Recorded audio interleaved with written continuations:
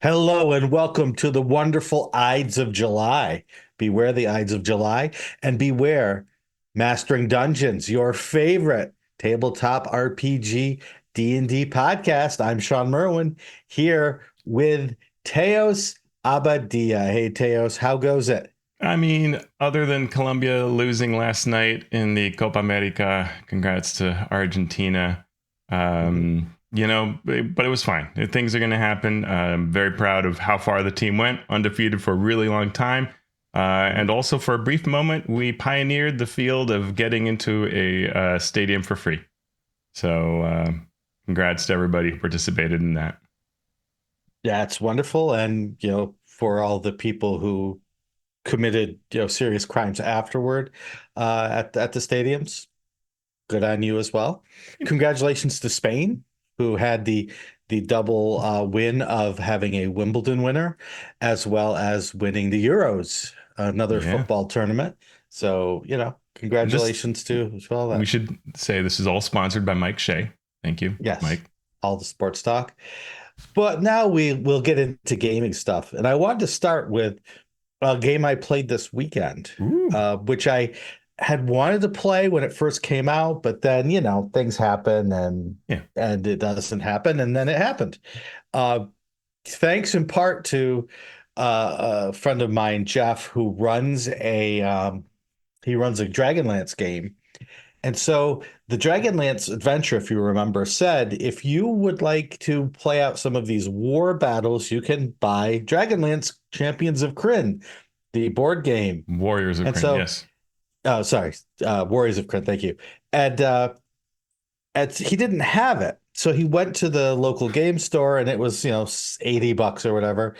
And so he's like, I don't know, it might not be worth it. And then he happened to be in a store around here called Ollie's Bargain Warehouse. I don't know if you have them on the West Coast. Nope. Okay, but it's your factory's full of stuff you can't sell. Send it to us and we'll sell it.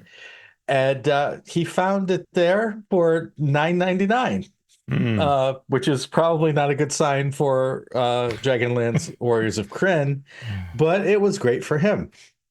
So we played Dragonlance Warriors of Krynn, the board game. And I don't want to go into a deep dive into it, but I thought it just bore mentioning. I love learning new games. So I had fun. And I had heard from various folks that this was a terrible game. Yeah, not the best And so reputation. I went in fearing how bad it would be. And it wasn't as bad as I had feared, but it also wasn't as good as I'd hoped.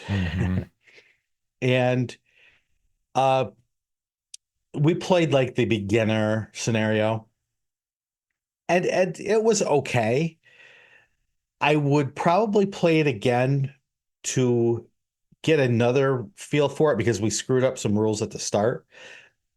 But it was an interesting look at game design through this game because there are lessons you can learn from any sort of game design, whether it's a board game, role-playing game, video game, whatever. And one of those things is, especially in non-digital games, it's just because you can add something to the game doesn't mean you should add something to the game. Yeah. And this was one of those things where it's like, yeah, I could see why they did that. And I think if they had play tested a lot, they would have seen why not to have done that. There were times when it felt like the game was playing you rather than you playing the game. So your character gets 4 actions on its turn.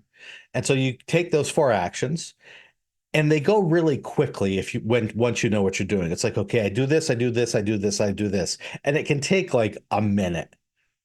And then the game responds. And that takes a long time.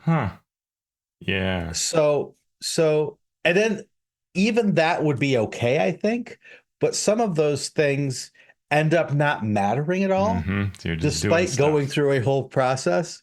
For example, the player takes their turn and then the game takes its turn, and you might have a a battle between either your entire army or certain different lines. There's the front line, there's Yeah. the missile line, and then there's the mounted line. And so it could take place either between lines or between your entire army.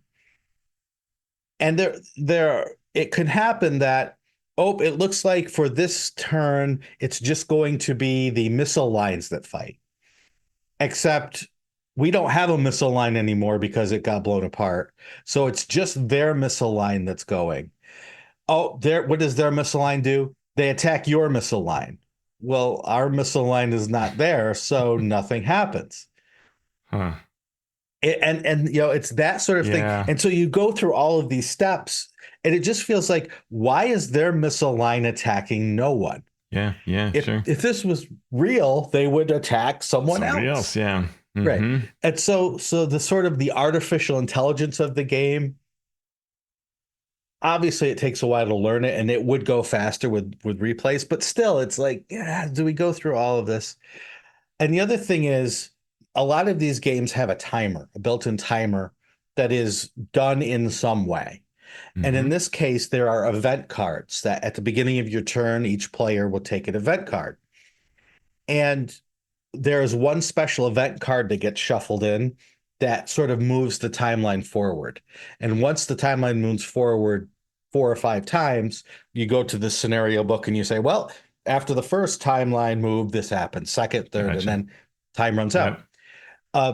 So that's lots of games have a mechanism like that. But in this case, you might draw an event that says this thing happens according to what's on the board. Oh, but if that thing can't happen, draw another event card. If you have no active military leaders, draw another card. So then you draw another card, which also might say this happens, and draw another card. So by that time, you just keep going and going. And you keep going until you get to that one card.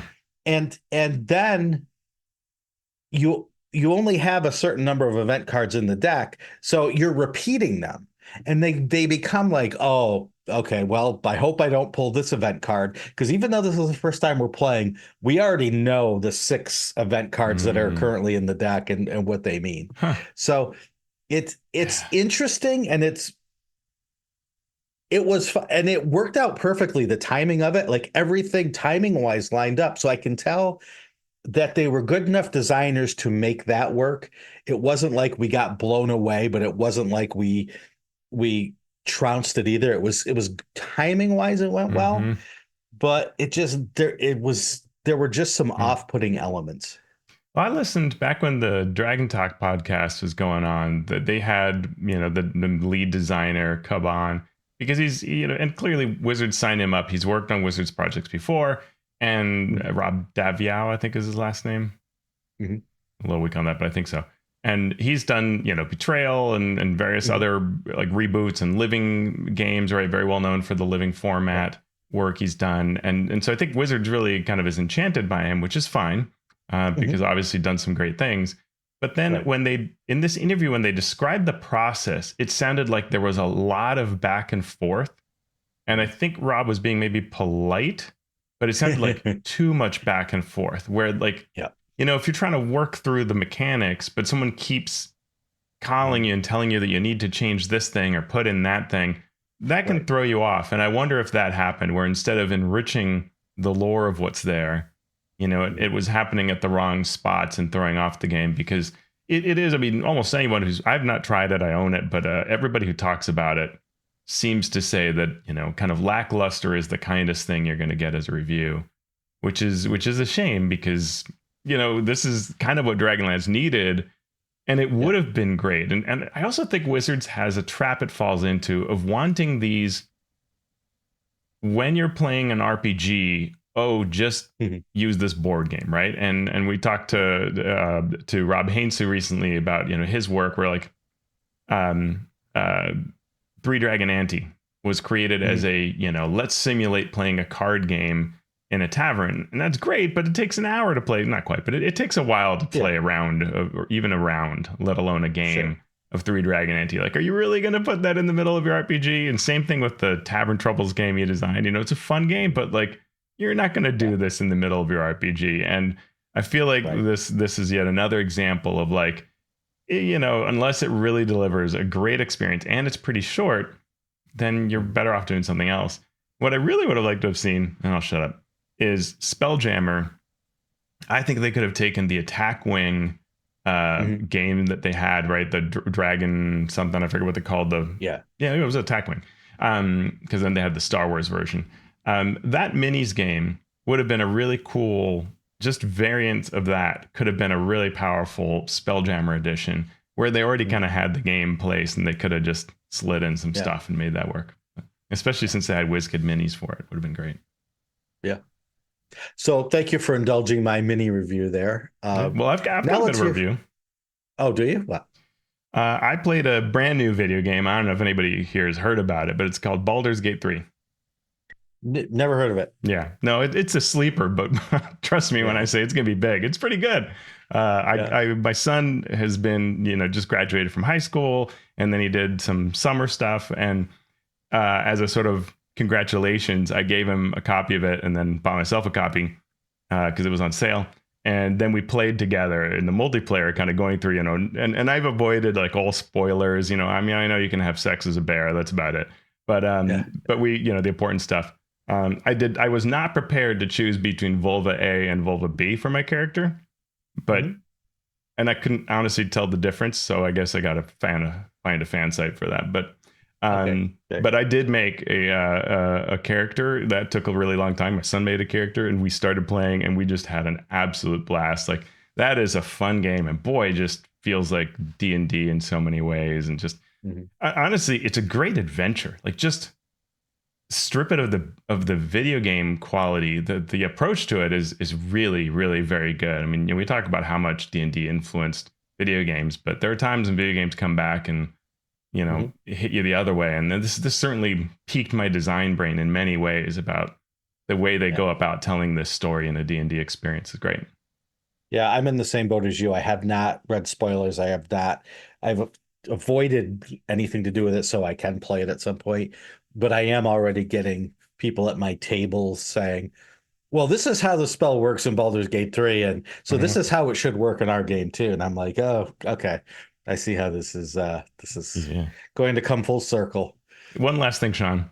I got this in my mail. Let me see if you can read it. The Last Caravan, which we have had Graham Ward on our show before, and he's a Patreon supporter, so I was very happy to back this. And looking at it, it's a fantastic game, The Last Caravan, for those on the podcast who don't see it. A Cars and Aliens role-playing game by Ted Bushman and the development by Graham Ward.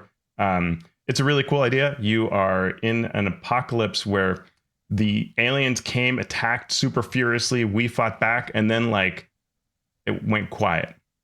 And you're in a caravan heading across the country trying to get to, some other place, some better place, not exactly knowing what's taken place. And it's a really cool and, small game, very affordable, looks beautiful. So congrats to everybody involved. There you go.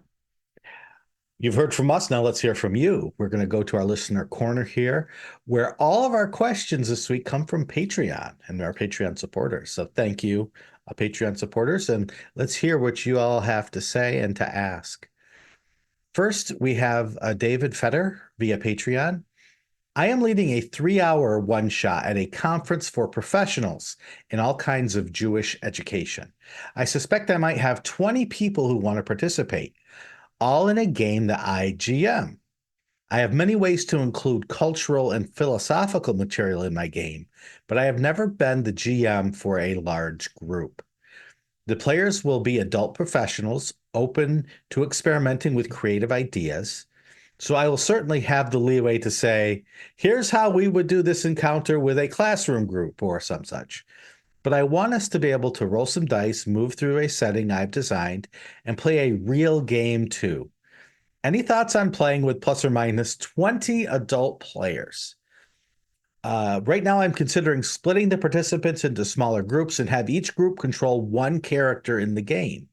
The small groups can discuss where to move and what to do, and control the character like several pilots might control an anime mech suit. That, or every 2 players play an Aten or a dude with a Kuatu in his belly. On second thought. So, Ooh. great question. Very, very difficult question. My record, I think, is roughly 42 players at once at a convention where we were playing a big epic type thing where they were six at a table, but then we all came to a central table and they were all fighting this humongous godly dragon thing.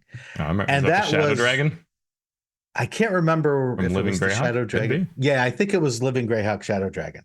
Uh, and it was rough. It was fun, but it wasn't D&D Yeah. the way that it is meant to be played. And that was with players who are super experienced. Yeah. Even then, every one of them wanted to be the special snowflake that won the combat and was trying all of Yep. this weird stuff. And I'm just like, after like the first 20 people went and everyone was trying to do something grand, I'm like, listen, this is going to be use your attacks and your cantrips. You're not going to banish it. You're not going to Yeah. cast control Time monster stop on it, and anything like that. Right. It's just going to be how can you do enough damage in the hour we have?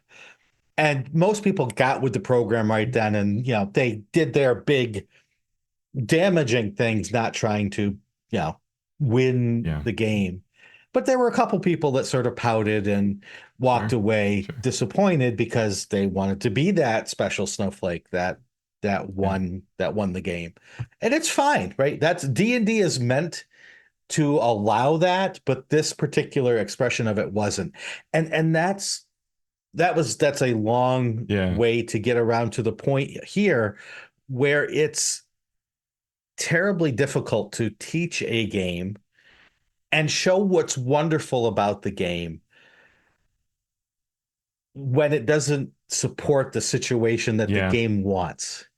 Yeah, I agree with you, Shawn. That the key is if you go back to what is your starting goal. If your starting goal is give everybody a taste of D&D, then the problem is this is not what D&D is. 20 people at a table, and so while you can have them do things that one does in the game, the end result will probably be not quite feeling like D&D.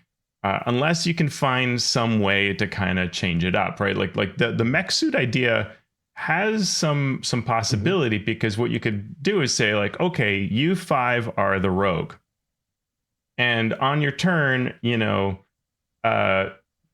everybody rolls a dice in a die in your team, highest die result. You get to control it, but everybody else can give feedback, but you have the ultimate say. So this turn you happen to be, or you'll have a token. Play your token if you want to be in control of the rogue this turn, and until your token comes back, and everybody else has spent their token, you won't get to control it again. So that everybody's taking a turn, you have some choice in action, and then you're taking turns being the one rogue at the table, so that there's still 4 characters or however many you do.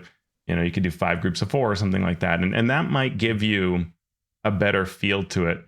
I'm actually going to try something like this at GameHole Con. I'm going to do a combination game and discussion about traps, and I'm going to use Dwarven Forge and the design I did for kind of long trap corridor, make it a little more deadly. And as we go through it, everybody will have chances to participate. And through a system sort of like what we just talked about, and then the idea is to kind of stop and think about, well, how did that play and why was the design this way? What was the purposeful design around the traps to try to create? Did this work? Did it not? Did it surprise? What was the reaction that we all felt from it? But this is a tough challenge for brand new players. Yeah, and the last bit of that is when you're teaching a game, one of the ways to best teach it is to cut down on the options that the player has.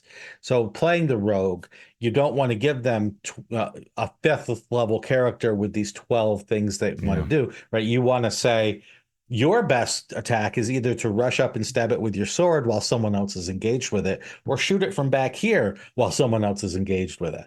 That's really the choice you want them to make. So even if you give it a group vote on what the rogue does, there's not much to vote on, or there shouldn't be much to vote on. Now, if the choice is role playing, where this situation is taking place, you as the players come together and decide how you want to tackle the role playing part of it. That I'm 100% down with. I think that actually adds to the fun because you can talk about the different aspects of role playing. So if you can design an adventure with those choices, then you, I think, are moving in the right direction. Yeah, and you could, if you can make the lanes clear enough, right? Like we're in a temple to some nature god, and you've got the druid there, and there are these vines that are slowly going out towards the group. That's a problem, but also there's this strange statue to some nature god that you could interact with clearly. Now you've got two things that are definitely within the druid lane, right?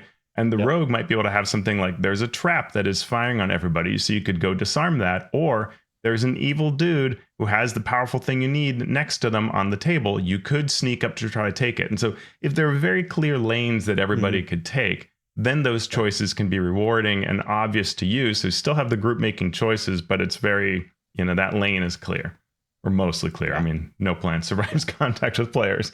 Exactly. So, David, thank you for that interesting question. And we really want to know how it goes when you run it. So please let us know about that. The next question comes from Jason Ward, a newly minted master of the Mastering Dungeons multiverse, and also the co-lead of Accidental Cyclops. So thank you, Jason. And let's talk about your question, which is the talk of the Rangers on the Eldritch Lorecast, the second most popular podcast in all the realms, over the past 2 weeks has brought back angry feelings about barbarians. So thanks for that. First, y'all forgot the penultimate ranger, the ultimate ranger being Aragorn, Robin Hood. I would love to hear thoughts on how a character like that fits into the ranger milieu.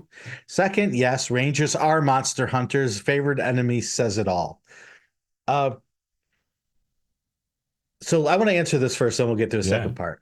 I don't see Robin Hood as a ranger. I see Robin Hood as a rogue. Yeah. So I think that acrobat. Chief acrobat. Sorry, Jason. Yeah. Sorry, Jason. But Robin of Locksley, he's a noble, right? He's not a ranger. He may shoot a bow and arrow, but he's not a ranger. He may live in the woods, not a ranger. Yeah. Prince of Thieves, not Prince of Rangers. The second. Oh, go ahead. No, I agree with that. That's not to say we can't be inspired by him in some rangery ways. I mean, rangers are thought of as dexterous, right? And things like that. And so we can dig into some of that. But the problem is those lanes, right? So if we deviate too far into the dexterous roguey, now we're into the rogue territory. And so you want to stay away from it.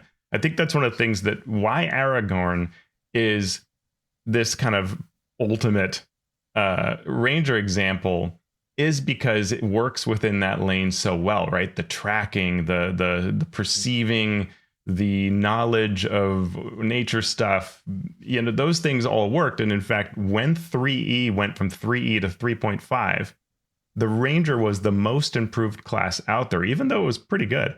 And the reason really was all the designers were watching Lord of the Rings, which had just come out in movie theaters. And they actually said this in design write-ups. And they said, like, we just wanted to give Aragorn powers to the ranger, and they did. And so you got all these like track on the run and stuff like that came right out of the movie because it was so fitting.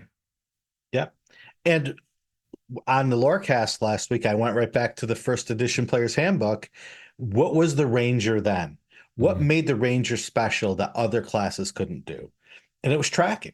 That was essentially it. It was tracking and then doing extra damage to giants and giant kin. Yeah. And that was their specialty. That was what they could do that other classes couldn't.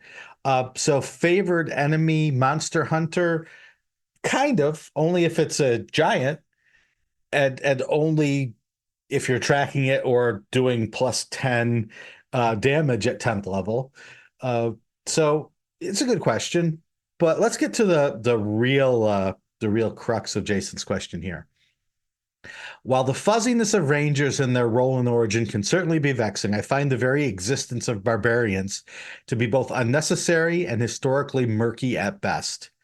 First, the term barbarian is on its surface just plain derogatory. It assumes the existence of select non-barbaric cultures, which is clearly subjective. That doesn't jive with high D&D fantasy for me. The word itself is taken from Roman or maybe earlier derogatory slang, making fun of the way non-Romans talked, and I hate it. Second, the essence of the barbarian is the frenzied state they can assume. Shouldn't they just be a berserker subclass for fighters or rangers? All the other stuff, totems and elementalism and shamanism, seem tacked on just to make it a full class. Those things could and should fall squarely under rangers, druids, clerics, and or monks. I would love your thoughts on barbarians as well. Mm. You wanna go first, or do you want me to? I will say that I agree with a fair amount of this in that when I started 3rd edition, which I think is where did the barbarians start in 3E?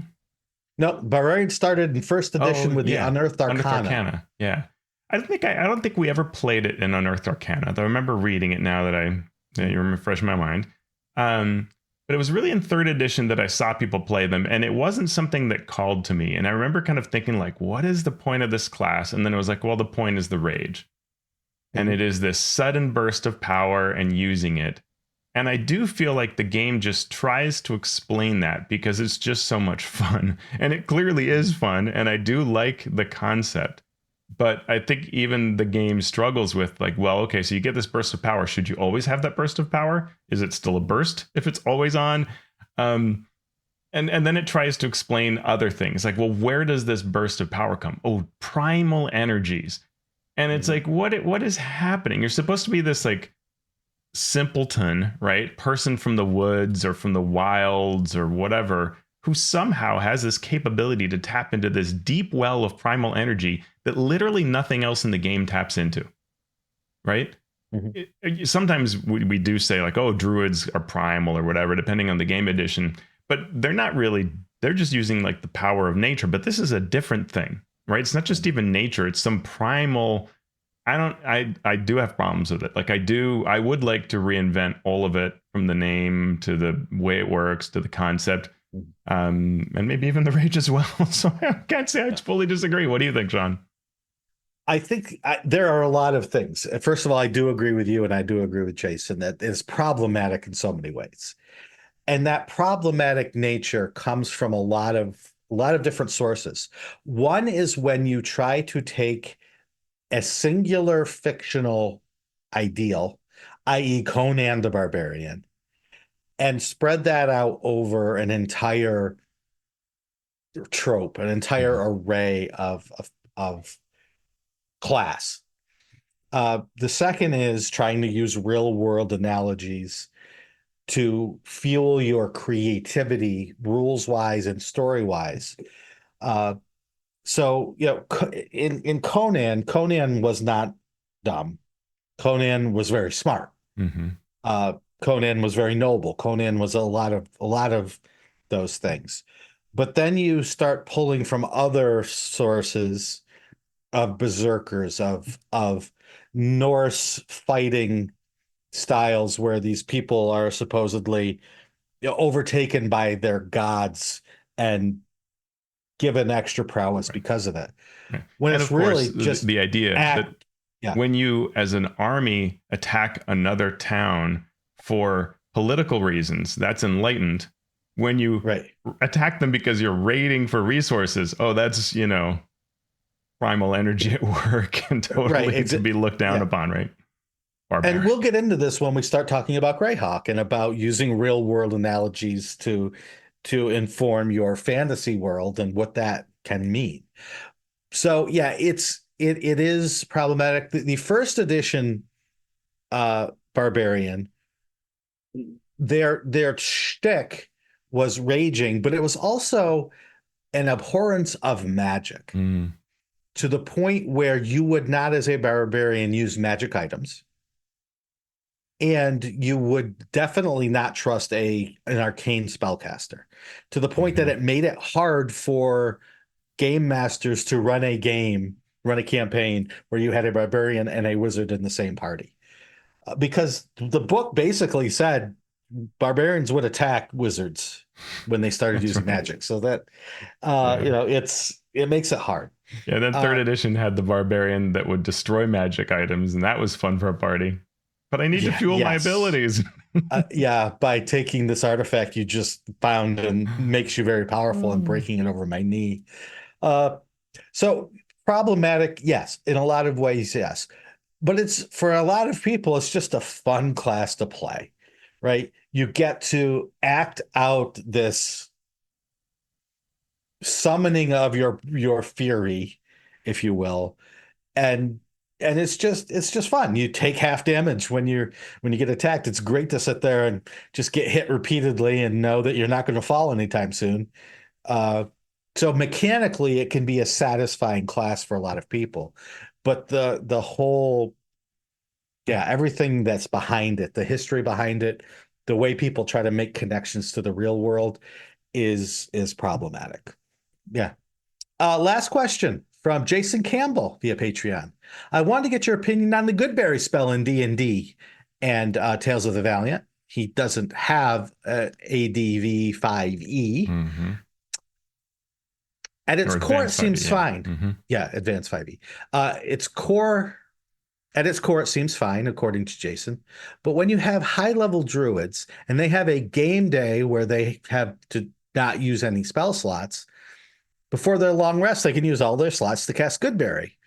And 9 hours or so later, they have many berries, which can heal for 15 hours. And in my view, it's the 24-hour part of the spell description that's the issue. It's letting you use yesterday's spell slots for healing today. And I'm not aware of any other spell that can do that. What do you think? Do you have any ideas? My partner, Gamer Mom Luna, had an idea. The berries retain their nutritional value for 24 hours, but they lose their healing power after 8. Is the spell as written a problem? And if so, how would you change it? Mm. So just to be clear, the 2024 or 2014 Goodberry spell and the Tales of the Valiant Goodberry spell, I only saw the alpha release for Tales of the Valiant, but it's essentially the exact same spell. There might be one word change, but that's it. So you make 10 berries appear in your hand infused with magic. It's an action for a creature to eat one berry, and eating a berry restores 1 hit point, and the berry provides nourishment to sustain a creature for a day. The berries lose their potency if they have not been consumed within 24 hours of the casting of the spell. That's what we're talking about. Yep. Teos. I think the question, so it is what it is, right? I mean, that's the thing. And now it's at your table. So what I don't quite know from the question is what the problem is, because problems are different for different groups and people, right? So if the problem is that you are spending, let's say 5 slots to make 50 hit points worth of healing that you can then adjudicate perfectly on a 1 hit point at a time basis across the whole day. I don't know that moving to 8 hours super changes that, because your adventuring day probably isn't much longer than 8 hours anyway. Well, it takes 8 hours to rest, so it would basically, you couldn't cast it before you rested because they would run out by the time you finished resting. Yeah, I guess. Yeah. So I mean, I think to me the main issue is, well, it's a lot of healing, and a lot of healing may or may not be a problem in a campaign, because if it's not this, there might be something else they're going to do, like temporary hit points, right? I think it's well known that I have low regard for temporary hit points or endless sources of hit points or anything like that. Anything, if this is the thing that is causing in your game that the challenge is not there, then I would probably start by saying to my players, do you want a challenging game? And if their answer is no, then this is fine, and as long as we like, GMing for this group, then well, it's not a challenging campaign. And so we go but it's worth it because we like playing with these people. But if if everybody says, well, actually, yeah, we would like a kind of challenging game, then that's where you say, well, this kind of hurts the challenge, and here's why, right? And there can be other things that do upcasting aid all the time, right? Temporary hit points from multiple sources like the Artificer. If that's going on in your game, it's worth saying, look, I have to do a lot of work to provide the challenge you want because of this spell. It's sort of contrary to your goals and to mine. I'm not looking to murder you. I think we've established that in play, but let's make some change to this so that it isn't quite that strong. And I would probably work with them to say, how can we make this to where it's not that strong, right? And do you really, I mean, a good question is, do you really need this, right? Do you really need these 50 hit points of healing? Am I hurting you so badly that you need this? Or is it just an always win button? And do you really want the win? If you don't, maybe you can eat one berry a day. Now the spell's not that great, but you know what it does is get someone up from being unconscious, and it covers your food. And maybe that's good enough to have, one use of the spell, but the idea isn't supposed to be endless casting, and we're done. Yep. Yeah. What Teos said, I probably, as much as any DM I know, push my players to have to take short rests. I will not let them have a long rest in the adventures that I create until I know that they've had a good long work day in. So they will take several short rests, use hit dice to get back hit points. I don't give out a lot of magic. And still, I've never had a situation come up really where they would have needed to down a bushel of good berries in order to survive. So the question of, is it too much healing? What Teos said. The two things where I have a problem with the spell is this 24 hours of nourishment. Because what it does is it takes out a good portion of a whole pillar of play with a first level spell. Yeah. We don't need to forage for food now. We don't need to worry about survival. We don't need to worry about that. We'll just Goodberry it away. Yeah. And we don't have to hunt. We don't have to do anything like that. That's problem one with the spell in my book. Problem two with the spell is how it interacts with other things. So if we get a power or a feat or something that says, whenever you use magic to cure, to heal, you get to add blank to the roll, or you get to add blank to the damage healed. That begs the question then, if you get to add your wisdom modifier to every healing spell that you cast, does this Goodberry that's supposed to do 1 hit point back now do 1 plus 4 hit points back? Right. So now it's not 10 hit points per day. Now it's 50. And that's not even counting the 24-hour problem. So it's... And an FAQ clarified this, but you can't find FAQs anymore because the website's gone. Right. So, it's a problem spell. It's a spell that I agree with you 100%, gets in the way of what you want out of the game for very little game benefit, right? That's one of the, from a design perspective, right? This that hurts itself. And so what I would do with this spell, if I had to completely redesign it, what I would do is I would take out of the Druid's arsenal healing word or cure wounds, and make this the Druid's version of that. Only it's done differently now. Now, instead of I have to run over and heal you, cleric, I give you this berry at the beginning of the day, and at some point you can eat it, maybe even as a minor action, to regain 2d4 plus blank, right? To make the cleric one kind of healer and make the druid a different kind of healer. Yeah. But that's would be my preference, and your mileage will obviously vary. One solution I've heard people say about Goodberry, because I've seen this topic come up before, is that the druid must find berries. And I don't like that solution, because that makes the spell really kind of contentious. It creates a tension between the player and the GM. Can I search for berries? Are there berries around here? We're walking through the forest. Are there berries? And then the GM goes, no, because they don't want Goodberry today, or like that's a bad. I don't like that interaction. Not that I'm totally against the concept of components. I can totally be swayed to go sign off on them, but it feels like it just sets up a disagreement between player and GM, and so I don't like that as the solution. Yeah, we don't need maybe we do need a locate berry spell now to take care of all of this. Well, thank you to our patrons for sending in those questions. At the end of the show, we'll tell you how you can not only contact us to ask questions, but also become a patron yourself. But now we're going to get into our news and commentary section, starting with an update on Wizard staffing. Teos, you were behind this, so take it away. Yeah, so last time we shared that Kyle Brink is no longer there, and we wondered whether Dan Rawson was there. We figured he probably still was, but it was unclear because that part had not been answered by Wizards of the Coast. They answered some parts of our questions, but not all of them.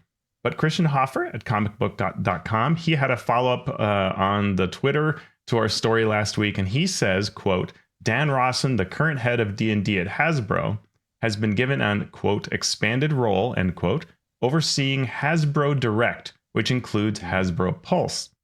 He's charged with, quote, unquote, unlocking growth at Hasbro Pulse as Hasbro tries to break further into the adult collector market. So that's interesting. It's hard to read into what that signifies. It could signify many things, so I don't know. But maybe it means you're pulling back, Dan's pulling back, this new VP. Maybe that's why they're a VP versus before Kyle Brink was not a VP. Maybe that's why it's seen as a little sort of a different shuffling of how the deck works, and that's an interesting change. So we'll see whether we can see a difference a year down the road from what we've been enjoying. But it's interesting. Yeah. There you go. Other news, Tales from the Infinite Staircase will be in stores this week. You can go to the D&D Beyond story talking about that adventure, and there has been other media out there covering that release. What's more important really are stamps, I would say. For sure. And yeah, what do you think? We heard about and we've covered before that there were going to be US stamps, but what we hadn't heard was there are UK stamps as well. I haven't heard of any other countries, so maybe it's just the US and the UK. And the UK, if this were a soccer match, has scored many goals against the US because their stamp packages are better, Shawn. Mm-hmm. I did not see them, but I would believe you. Yeah, so links in our show notes to both sites. It's the links are all kind of too long for me to share them. But the US and UK, you can both buy a sheet of stamps. And then there are kind of collector's books, because I think this is whole thing in stamp collecting groups anyway. But so they're just doing more of that, but with the D&D brand team. So you can get kind of pretty books that include the stamps and talk about D&D and its history and all that sort of stuff. And then you can get things like framed versions and, envelopes that have been canceled on the first day of issue. And this is clearly some kind of stamp collecting important thing. But in the UK, you can get really cool looking presentation packs, like a full unfolding mimic folder that looks really neat, silver medals, signed art, like really like for $150, a limited number of prints available from Wayne Reynolds of his, I think it's 4E Beholder art. Which is not a bad deal on Wayne Reynolds art these days. The art on the UK stamps is different, so it's actually a different set. There are 4 monster stamps and 6 character miniature stamps. I think all the art is Wayne Reynolds art. So, which made we were having a conversation with some friends about how Wayne Reynolds in 3rd edition was like the D&D artist, and then Pathfinder pulled him into their art to such an extent that D&D had to retreat from that look because it got confused with Pathfinder. But it's back for stamps, and pre-ordering is available now for both sites. There are a few things in the US that I think are going to be available for pre-order later, but they aren't now. Not sure why. But yeah, some of us spent too much money on stamp related Yep. things this weekend. Hopefully, or likely, the only time we will have a link to royalmail.com in our show notes. So take advantage of that while you can. Convention news. There are many coming. It is convention season. Origins is in our rearview mirror, but San Diego Comic-Con is ahead of us. And Wizards will be there at booth 3213. They will have upcoming and recent releases like Quests from the Infinite Staircase and the making of original Dungeons and Dragons. They will have partner products like the stamps, the Super 7 action figures, WizKid minis, Lego sets. The booth will have swag and exclusive merchandise. There will be live streams on the Pulse YouTube channel on Friday the 26th and Saturday the 27th for the Heroes Feast cookbook and the making of the OD&D book, and then more streams are likely to be added. If you're there, you can learn to play D&D in 30 minutes there. There will be a 50th anniversary play series, D&D Adventures League games, and also a Super 7 action figure pop-up booth on the street, celebrating 50 years of D&D. You're not going to San Diego Comic-Con? Why Nope. not go to Gen Con? Can't do that either, but you'll be there. Can't do that either. It's 2 weeks away, Teos. By the time this show drops, the show will start in 2 weeks and 1 day. And I'm going, and I have a lot to do between now and then. Hopefully you have your badges already. Hopefully you have rooms already. Hopefully you have your tickets already. I know all the Ghostfire events for role-playing games are sold out already, but maybe we'll open up some tickets if people volunteer to run. But I'll be there running games. I'll be at the Ghostfire Gaming booths for a bit. So I hope to see everyone there. If you do see us, stop by and say hi. And looking into the future, GameHole Con events are up for view. Registration will not begin until mid-August for VIGs, very important gamers. And then the last day of August, event registrations open up for everyone else. But you can go to gamehole.com now, look at the event list, start putting events into your wish list for registration opening the last day of August. I think there are still badges to be had, still hotels to be hoteled. So if you can't make Gen Con and you can't make San Diego Comic-Con, GameHole Con is there as an option. Yep. Will you be at GameHole Con, Teos? I will be there. I'm going to be, I can't wait. I hear there's an event that features featuring Shawn Merwin. Mm-hmm. Presented by Shawn Merwin. Presented by, Yeah. But they didn't add that, but I hope they do. Teos, Scott Gray, and I are going to be doing a panel there about the making of the Acquisitions Incorporated book and how to make D&D funny, or at least attempt. So we'll be talking about that book and what it means to try to bring humor, satire, and such laughable elements into a D&D game. So check that out, and then check out all the games that Teos and I are running. I don't know if Scott is running games, but he will be there milling about, I'm sure. So check us all out at GameHole Con. What's going on with Daggerheart? The final playtest is out. We talked about this on our last show where we reviewed Daggerheart in the main segment. Version 1.5 is out, and that is the final open beta playtest packet. There are a bunch of changes to things.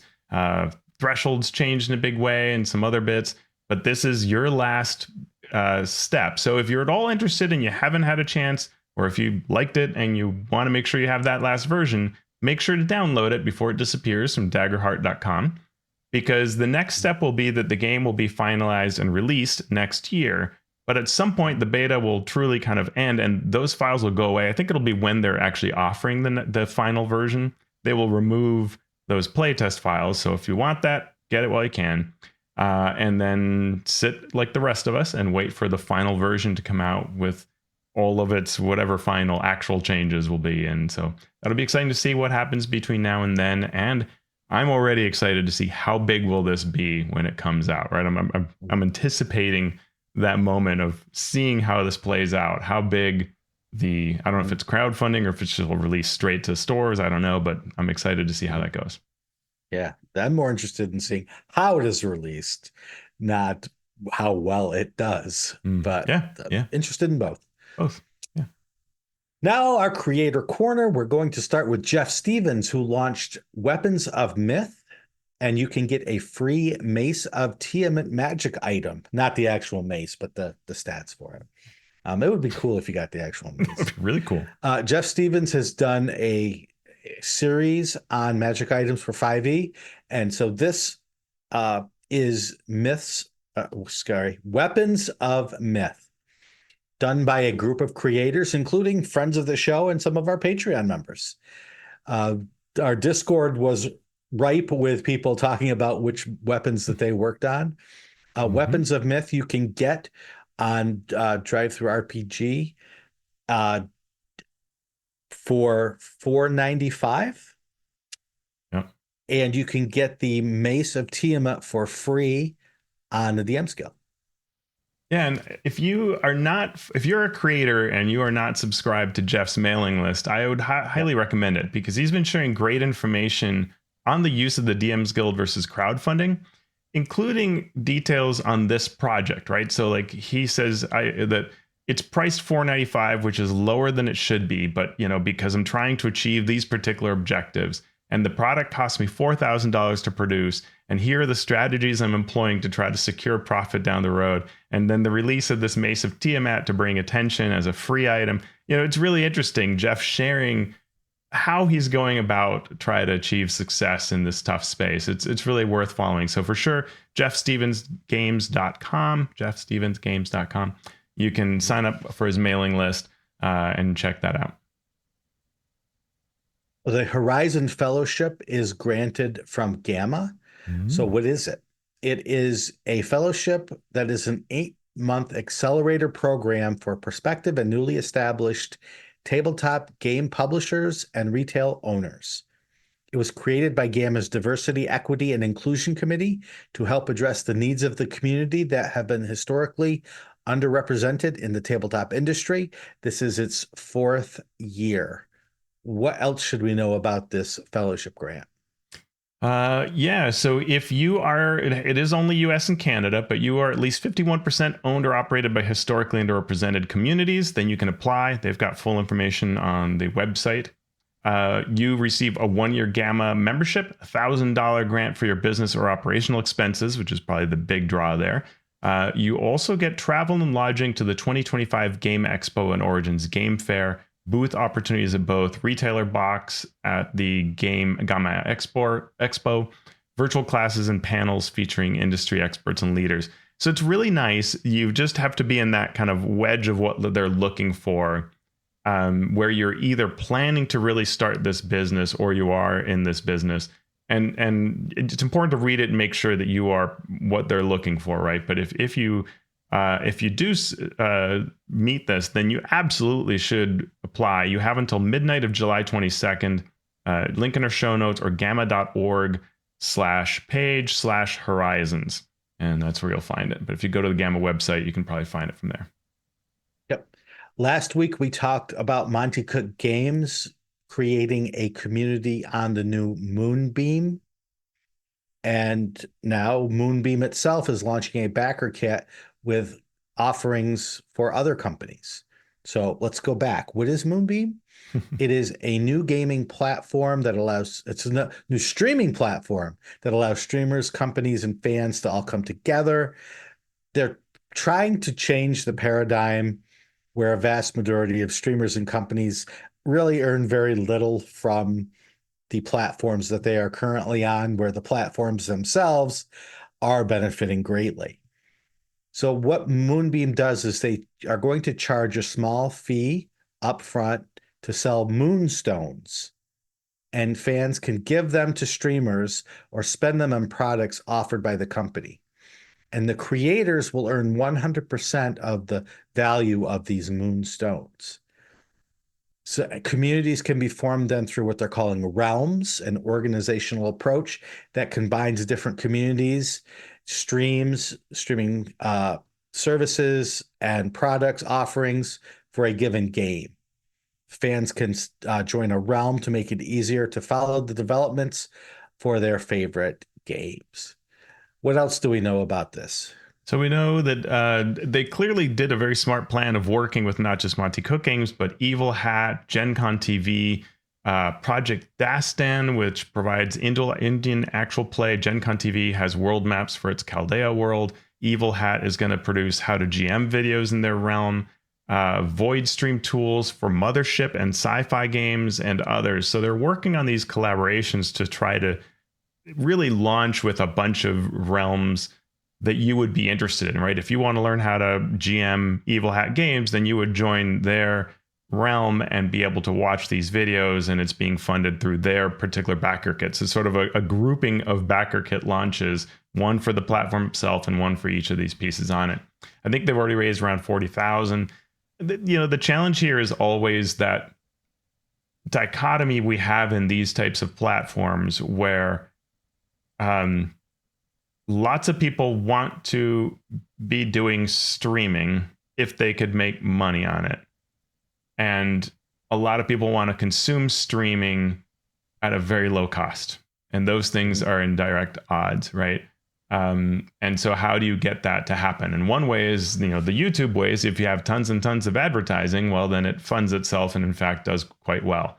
And how do you break out of that? So it'll be interesting to watch and see how Moonbeam does this. What it does tell me is, there is interest from these companies that have all joined as a sort of an alliance here to create some options beyond the YouTube and Twitch opportunities. So if we can find a way, then that could be very healthy for everybody, right? Mm-hmm. Yep. It's a great idea. We'll see how well it plays out in the world. So we'll keep an eye on that. And we'll keep an eye on other platforms. Level Up 5e has announced a upcoming character builder. I assume on its own proprietary platform. Yeah, its own website. So Level Up 5e, the version of 5e created by Ian World, has announced this Level Up gateway. And it wasn't a secret. It's something they've been talking about, but it will be web-based. It will be available later this year. There's it's hard to kind of parse when you read it. There are going to be pricing plans, but you'll be able to make characters for free. And there may be other features or content that have a price attached. So, sort of leaving the room for things that you will pay for, but because it's a platform, right? So probably they'll have the ability to buy the books directly from there, and who knows what else they'll offer. But the character generation at least will be free. And it just shows how companies are starting to be motivated by this platform concept, right? Pull people together somehow. And maybe the idea of owning your own platform or having something that you have a stake in, because you're worried that at any point your Discord could suddenly become encrapified and you have to leave Discord. And what do you do with all those people that are there? You don't own the platform, you don't control it. So the more that you have places that you have a stake in, the better it is, right? And if everybody's creating on D&D Beyond and how easy it is to do, and you are trying to create your alternate 5e version, then maybe you need your alternate platform. So I suspect we'll see more of that. What probably a lot of companies don't think about is when you have websites like this, the costs and the maintenance are significant, right? Yes, and support. So that is our news.